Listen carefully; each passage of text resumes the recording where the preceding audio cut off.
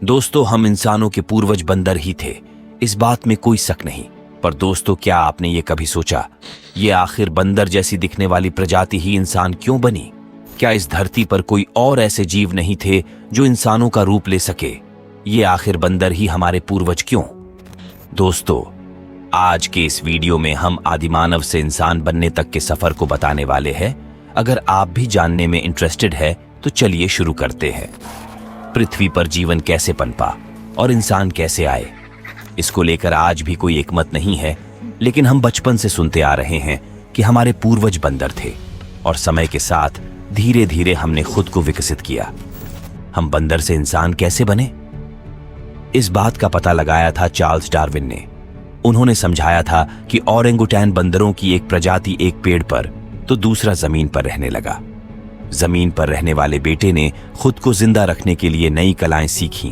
उसने खड़ा होना, पैरों पर चलना, दो हाथों का उपयोग करना सीखा। पेट भरने के लिए शिकार करना और खेती करना सीखा। इस तरह ओरेंगुटैन का एक बेटा बंदर से इंसान बन गया। हालांकि यह बदलाव 1-2 सालों में नहीं आया, बल्कि इसके लिए करोड़ों साल लग गए। डार्विन की किताब on the origin of species bye means of natural selection 24 नवंबर 1859 को ही पब्लिश हुई थी।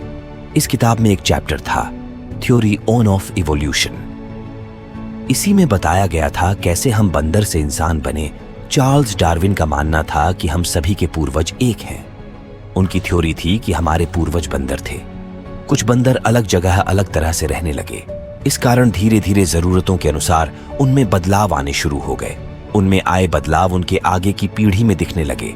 आधुनिक खोजों से ज्ञात हुआ है कि लाखों वर्ष पूर्व इस पृथ्वी पर मानव का जन्म हुआ था। पहले मनुष्य 4 पैरों पर चलता था और जंगलों में रहता था। वह पेड़ों की जड़ें, पत्तियों, फल फूल दिखाता था। कुछ छोटे जानवरों को मारकर उनका कच्चा मांस खाता था। वस्त्र नहीं पहनता था, वह घूमता रहता था। ये बानर जैसा मानव खाने की तलाश में इधर उधर दिन भर भटकता, लेकिन रात होने पर और जानवरों से सुरक्षा व ठंड बरसात से बचने के लिए गुफा जैसे स्थान मिलने पर उसमें रहने लगा।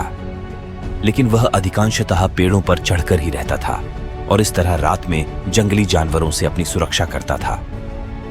संभवतः जब उसने ऊंचाई पर लगे पेड़ों के फलों को देखा होगा, तब उनको तोड़ने के लिए वह धीरे धीरे अपने शरीर को संतुलित करते हुए 4 के बजाय 2 पैरों का उपयोग करने लगा होगा। इस प्रकार उसके 2 हाथ स्वतंत्र हो गए होंगे, जिनका उपयोग वह धीरे धीरे किसी चीज को खोदने, पकड़ने से उठाने में करने लगा होगा। और इस तरह वह 2 पैरों का उपयोग चलने एवं हाथों का उपयोग काम करने के लिए करने लगा होगा। इस तरह मनुष्य में धीरे धीरे शारीरिक परिवर्तन होते गए। जैसे जब वह पैरों पर खड़ा होने लगा तो अधिक दूर तक देखने लगा होगा। वह आसपास की चीजों को देखने के लिए पूरे शरीर को घुमाने के बजाय सिर्फ गर्दन का उपयोग करने लगा। हाथों का उपयोग पेड़ों की टहनियां पकड़कर फल तोड़ने, खाना लाने, खाना खाने के लिए करने लगा। इसी समय बल सोने लगा होगा। इस प्रकार शारीरिक के साथ साथ मानव के सोचने की शक्ति का से विकास होने लगा। उसके स्पष्ट रूप से रोने की आवाज में भी अधिक स्पष्टता आती गई।